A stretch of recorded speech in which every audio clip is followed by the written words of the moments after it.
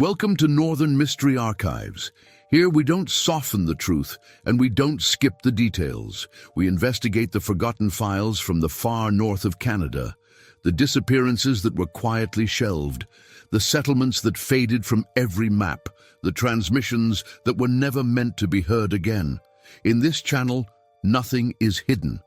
Every fragment, every silence, every erased trail is examined with the seriousness these cases deserved but never received.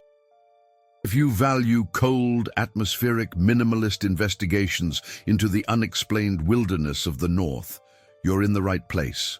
Subscribe, stay close, and step with us into the files they hoped no one would ever revisit. Below, we will be speaking about the case titled exactly Kylie Ashford Winter 1984 Missing Northern Ridge Incident. It all began when... Inside were 3 manila folders, 2 partial radio logs, a set of photographs with water damage along the edges, and a handwritten index card that read only the name Kylie Ashford and the year 1984. The case was originally classified as a missing person investigation. It was later reclassified as an unexplained disappearance. Then it was downgraded to inactive status. By the time the file was transferred from provincial jurisdiction to local records, the original investigating officers had retired, relocated, or passed away. No one remained who could speak to the circumstances firsthand. What was left behind were fragments, documents that raised more questions than they answered. Kylie Ashford was 23 years old when she vanished. She had been working as a forestry research assistant for a government-contracted environmental monitoring project operating out of a station called Northern Ridge. The station was located approximately 230 kilometers north of the nearest incorporated town. It sat at the edge of a vast boreal expanse that stretched uninterrupted for hundreds of kilometers in every direction. The terrain was a mix of frozen marshland, dense black spruce forests, and shallow glacial lakes that remained ice-covered for 8 months of the year. Northern Ridge was not a permanent settlement. It was a seasonal outpost, staffed only during specific research windows. In winter, the station was largely abandoned, except for a skeleton crew tasked with maintaining equipment and recording environmental data. The winter of 1984 was particularly harsh.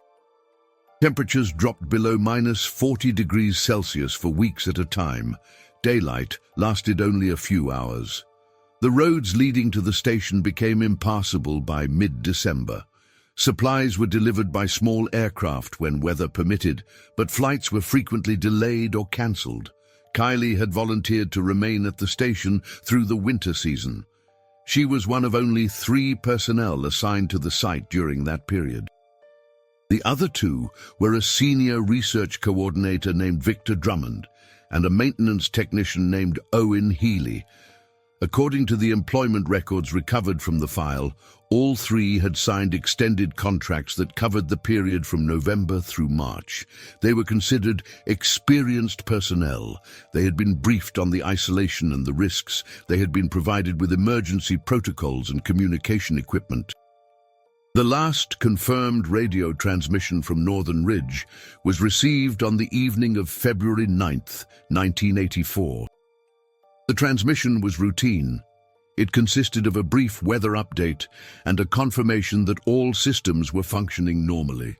The voice on the transmission was identified as Victor Drummond.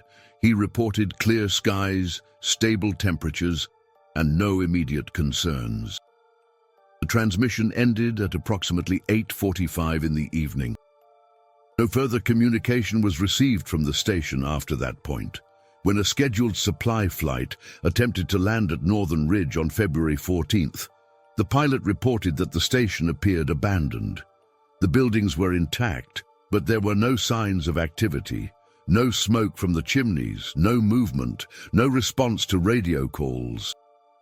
The pilots circled the site twice before returning to base and filing a formal incident report. Northern Ridge was established in 1976 as part of a broader federal initiative to monitor environmental changes in remote northern ecosystems.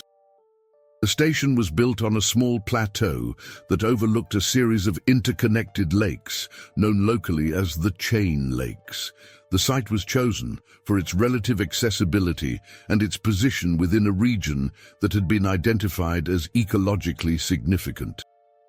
The station itself consisted of 4 primary structures: a main research building, a residential cabin, a storage shed, and a generator house. The main research building was a prefabricated metal structure with insulated walls and a flat roof. Inside were workstations equipped with basic scientific instruments, a radio communications setup, and a small library of reference materials.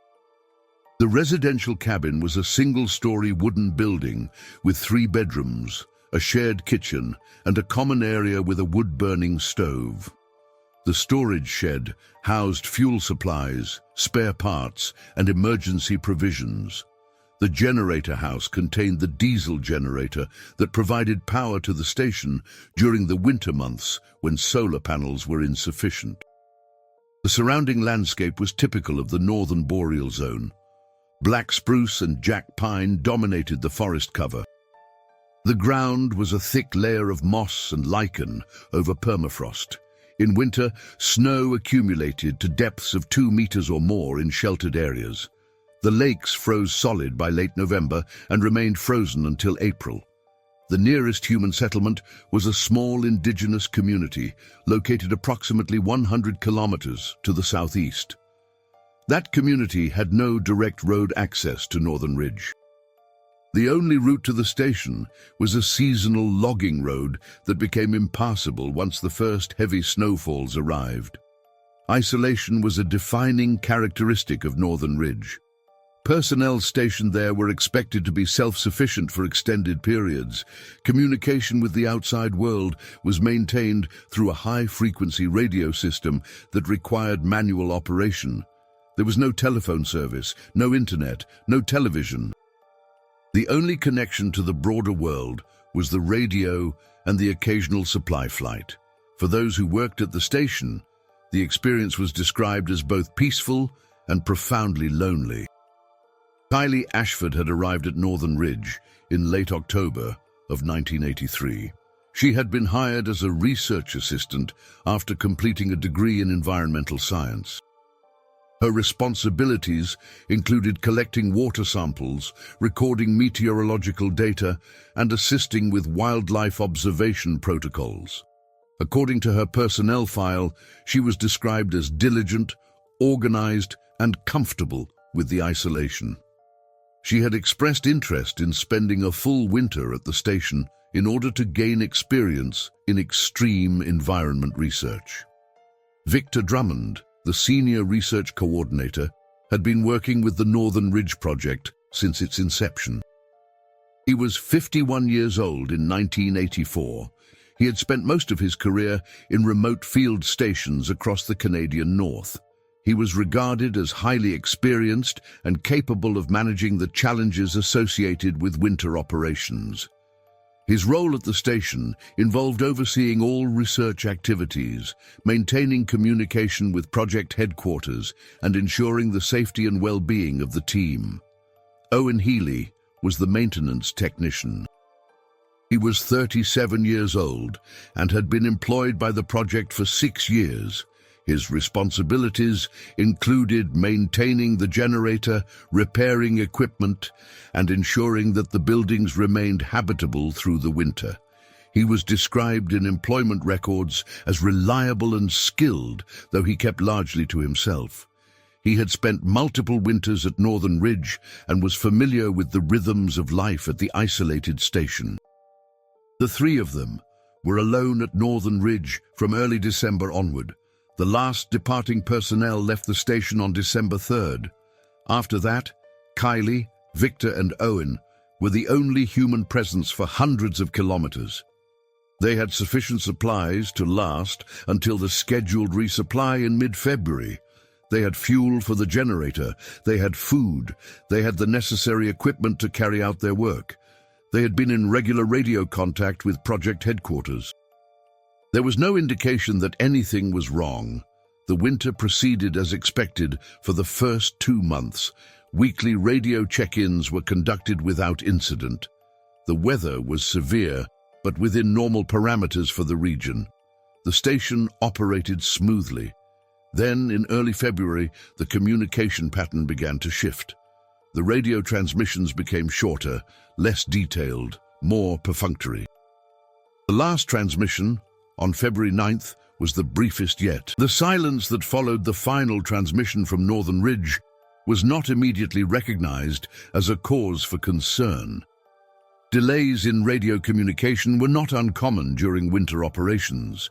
Equipment malfunctions, atmospheric interference, and operator fatigue could all result in missed check-ins. Protocol allowed for a grace period of 72 hours before an absence was escalated to an emergency response.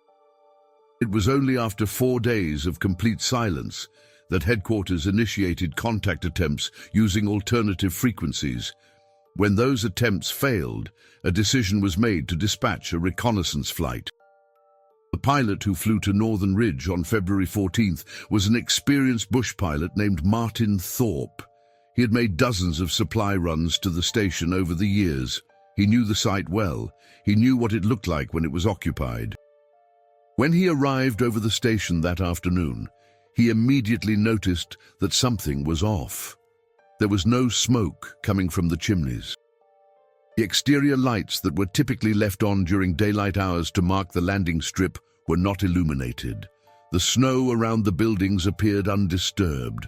There were no tracks, no signs of recent activity. Martin circled the station twice at low altitude.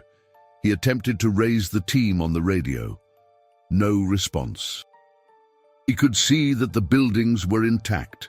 There was no visible damage, no evidence of fire or structural collapse. The generator house appeared closed. The residential cabin's windows were dark. He considered attempting a landing, but the snow conditions on the makeshift runway were uncertain, and he was alone. Without ground support, a landing carried significant risk. He made the decision to return to base and report what he had observed.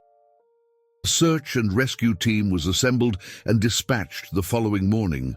The team consisted of 6 personnel, including 2 RCMP officers, 2 search and rescue specialists, and 2 support staff. They arrived at Northern Ridge by helicopter shortly after dawn on February 15th. The temperature was minus 38 degrees Celsius. The wind was calm. Visibility was excellent. The scene that greeted them was profoundly unsettling. The station was completely silent. There was no sound, except the wind moving through the trees and the distant crack of ice shifting on the lakes.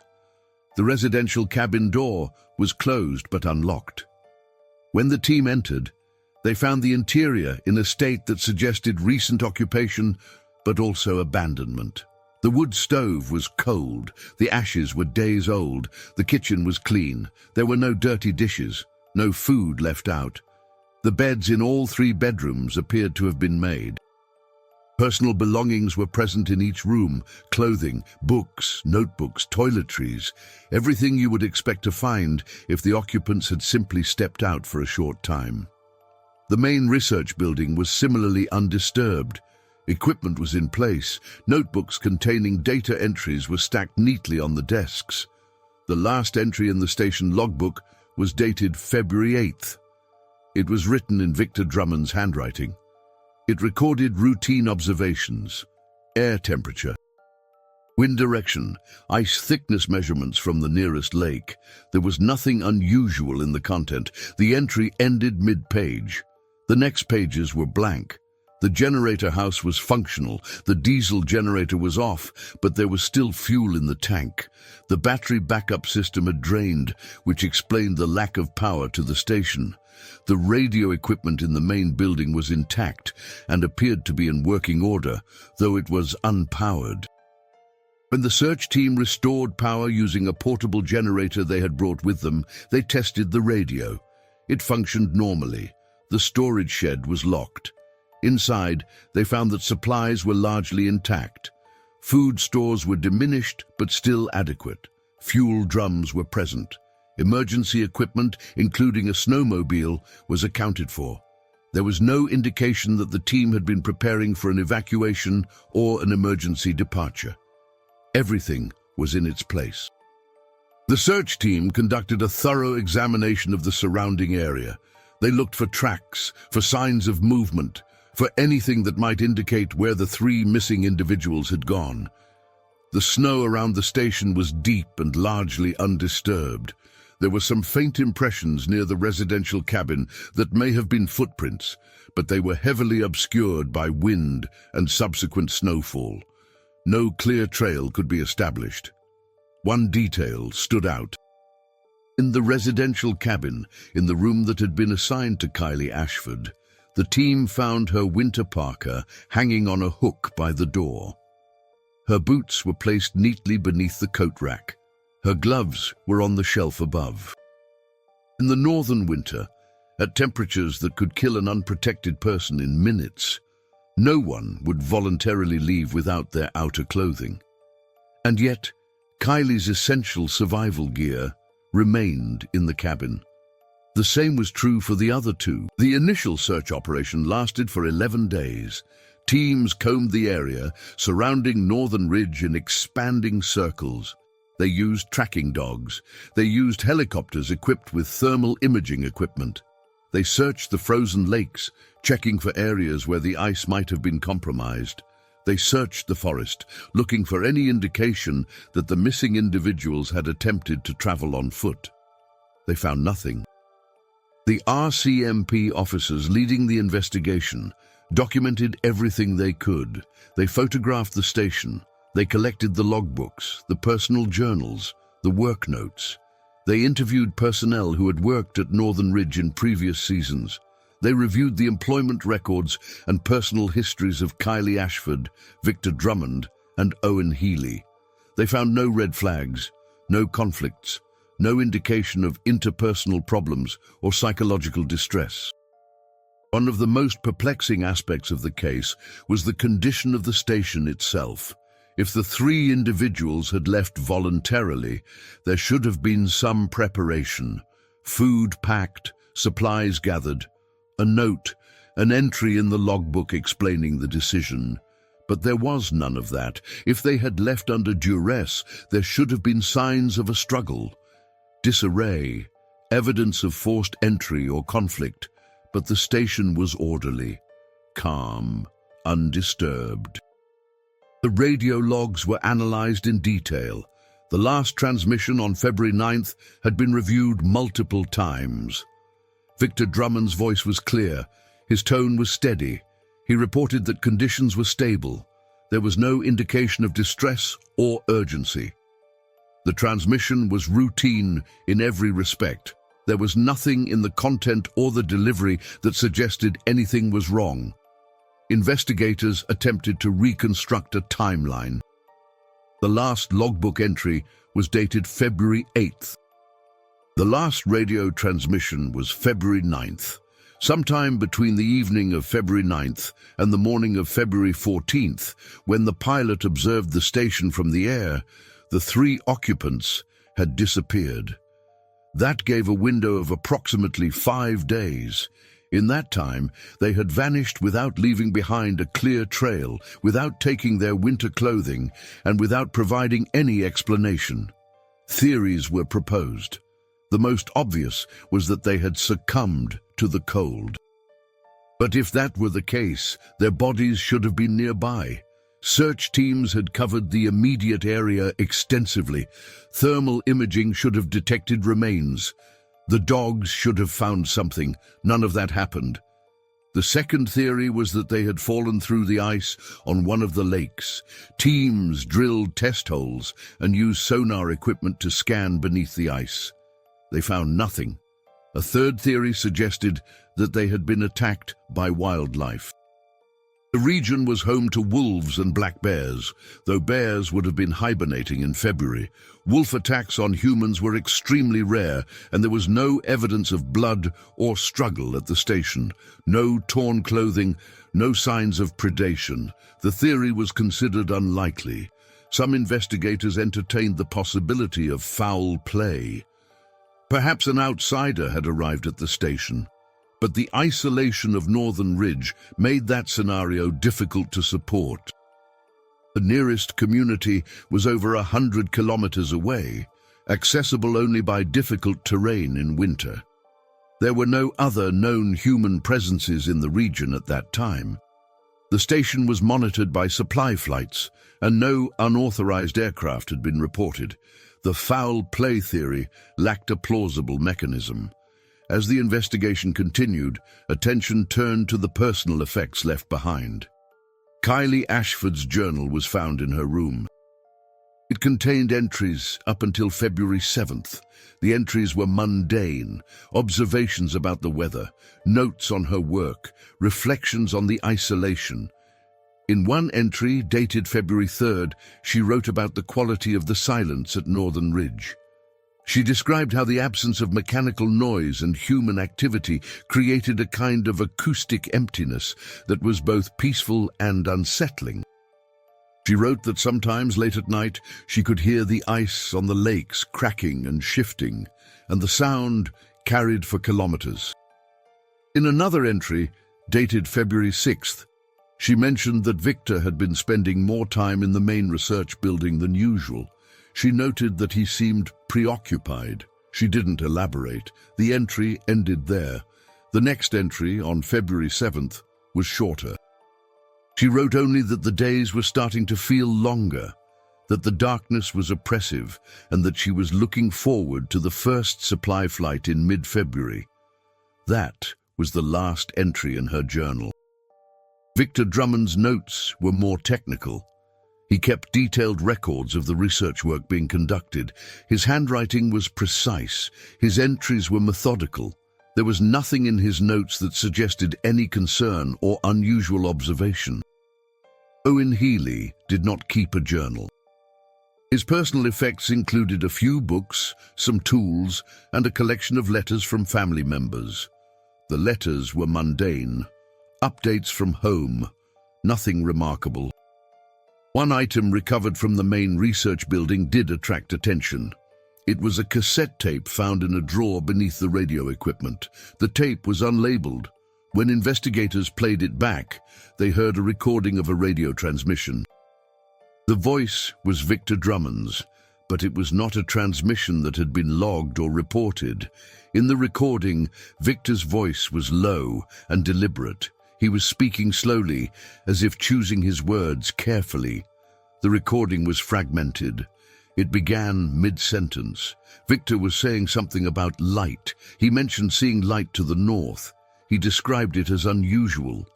Not the aurora, something else. The recording was interrupted by static. When it resumed, his tone had changed. He sounded uncertain. He said something about the others having seen it too. He mentioned that they had discussed whether to report it. Then the recording cut out entirely. The rest of the tape was blank. The tape was analyzed by technical experts. They determined that it had been recorded on February 8th, the same day as the last logbook entry. The content was troubling, but also ambiguous. What was the light Victor had seen? Why had he recorded the observation on a cassette tape instead of entering it into the logbook or transmitting it to headquarters? Why had he been uncertain about whether to report it? Search teams returned to Northern Ridge multiple times over the following months.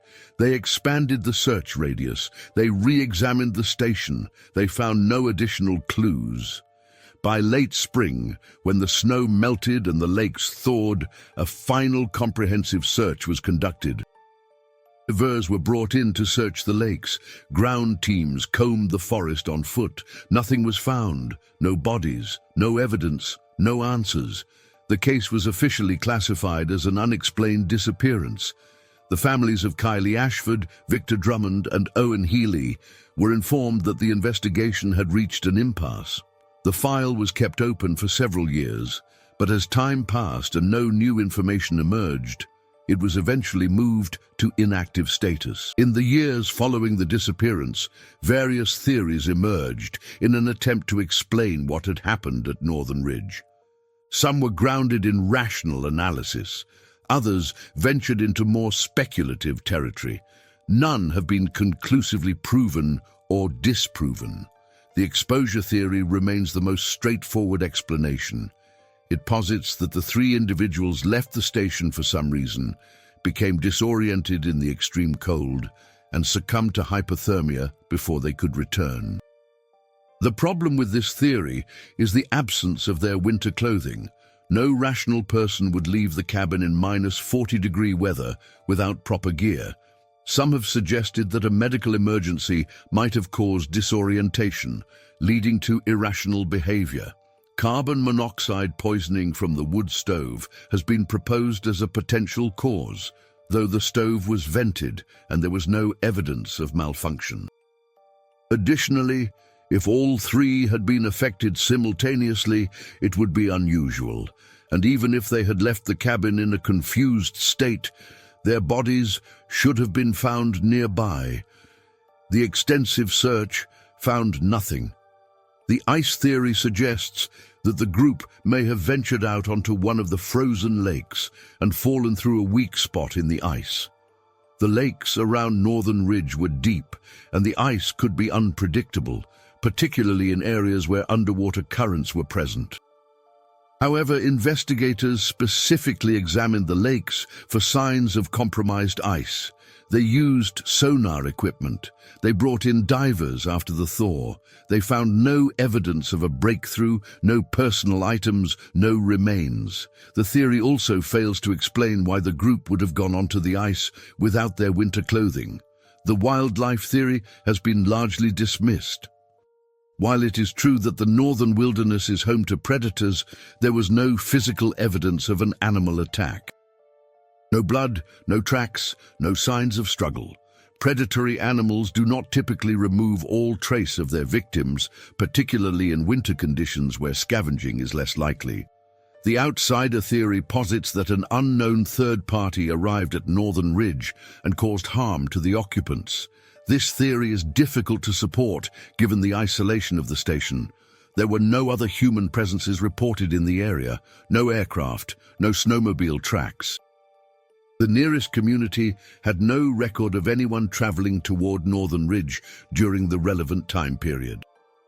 While it is theoretically possible that someone could have reached the station undetected, it would have required significant effort and preparation, and it does not explain the orderly condition of the station or the absence of the victims' bodies. One theory that has gained attention in certain circles is the psychological breakdown theory. It suggests that the isolation and extreme environment caused a collective psychological crisis. Cabin fever, extreme isolation, and the sensory deprivation associated with the long northern winter can have profound effects on mental health. It is conceivable that the group experienced some form of shared psychological distress that led to irrational behavior. However, there is no documented history of such issues among the three individuals.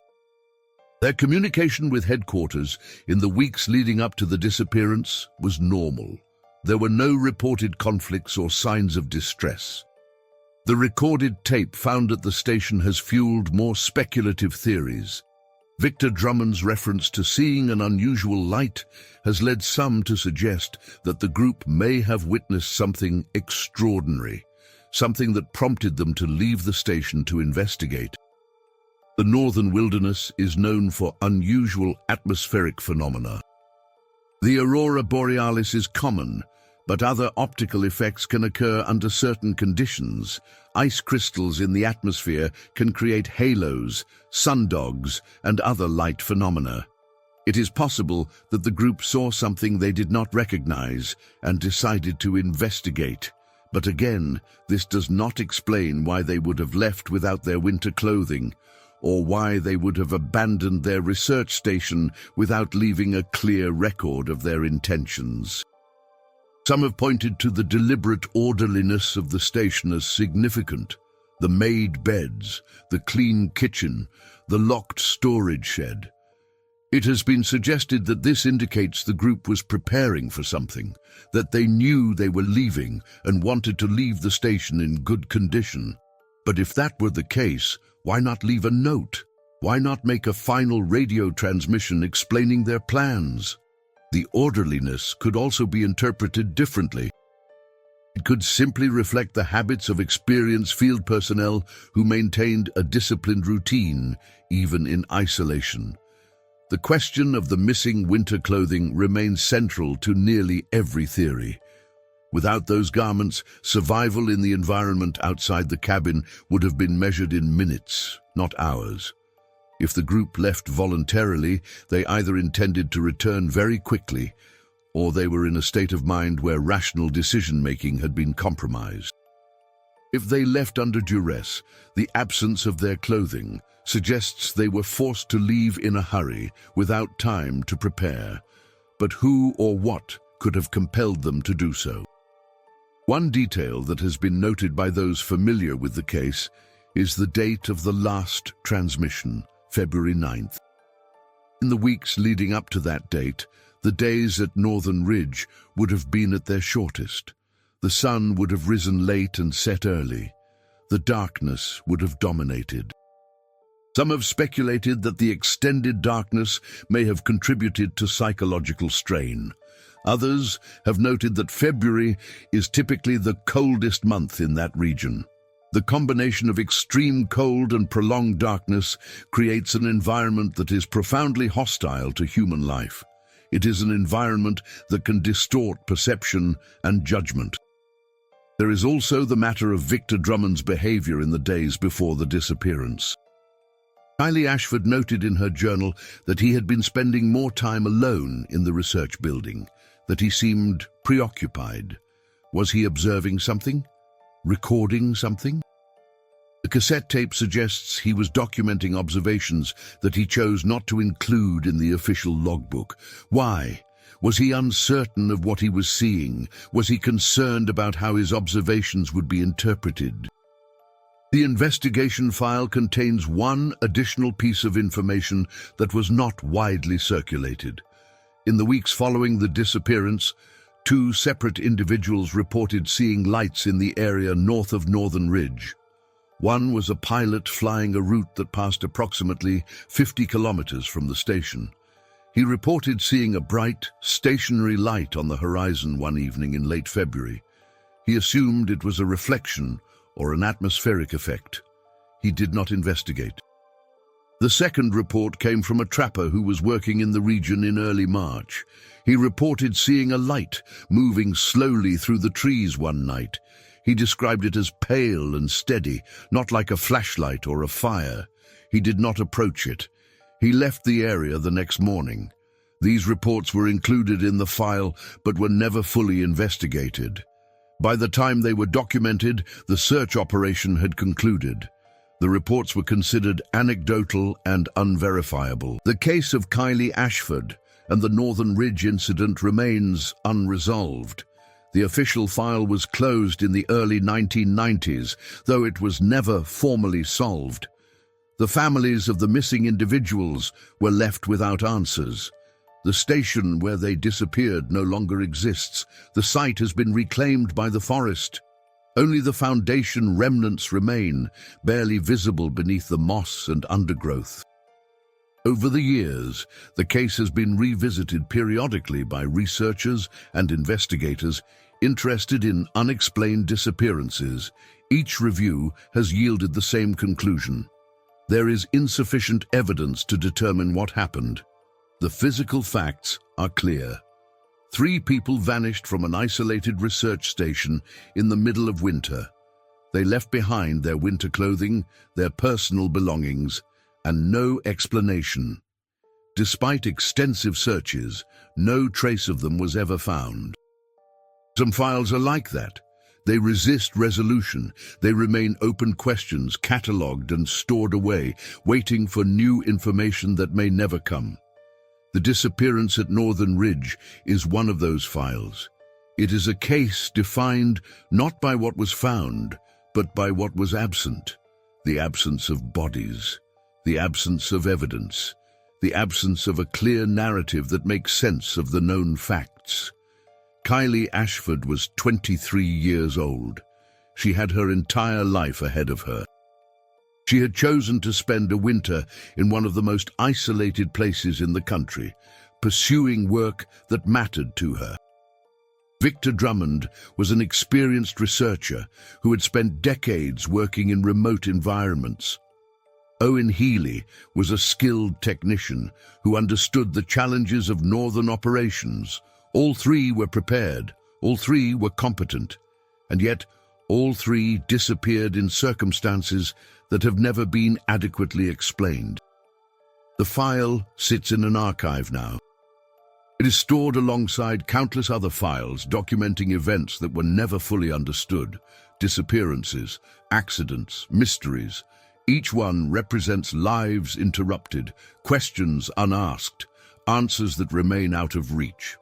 The Northern Ridge file is thicker than some, thinner than others. It contains photographs, reports, transcripts, and a cassette tape with a fragmentary recording that hints at something observed but never clarified. There are those who believe that the wilderness itself holds the answers, that the lakes, the forests, the frozen expanse around Northern Ridge know what happened. But the wilderness does not speak. It keeps its secrets. It absorbs what is given to it and offers nothing in return. The northern landscape is indifferent to human presence. It does not care about explanations or closure. It simply exists, vast and silent and cold. In the years since the disappearance, others have worked at remote stations in the same region. They have spent winters in similar isolation. They have experienced the same darkness, the same cold, the same profound quiet. Most return without incident. But there are always stories, accounts of strange experiences, lights seen where no lights should be, sounds heard in the empty forest, feelings of being watched. Most of these accounts are dismissed as the product of isolation and imagination. But they persist. The case of Northern Ridge is not unique. There are other disappearances in the northern wilderness, other files, other mysteries. Some involve individuals who vanished while traveling on remote highways. Others involve entire families who disappeared from cabins. Some involve researchers or explorers who set out into the wilderness and never returned. Each case is different in its details, but they share a common thread. They all involve people who entered the vastness of the North and were never seen again. What makes the Northern Ridge case particularly unsettling is the condition of the station. If it had been found ransacked or destroyed or showing signs of struggle, there would be a framework for understanding. But the orderliness, the calm, the sense that the occupants had simply stepped out for a moment and never returned, creates a different kind of unease. It suggests that whatever happened, it happened quickly. It happened without warning, and it happened in a way that left no trace. The families of Kylie Ashford, Victor Drummond, and Owen Healy have had to live with the absence of answers. They have had to construct their own narratives, their own ways of making sense of the incomprehensible. Some have accepted that they will never know. Others continue to search for explanations, revisiting the case file, proposing new theories, hoping that time will eventually reveal what happened. The Northern Ridge station was dismantled in 1987. The equipment was removed, the buildings were torn down, the site was left to return to its natural state. Today, if you were to visit the location, you would find only a clearing in the forest. The trees have grown back. The snow falls and melts and falls again. The lakes freeze and thaw. The wind moves through the branches. There is nothing there to indicate that people once lived and worked on that spot.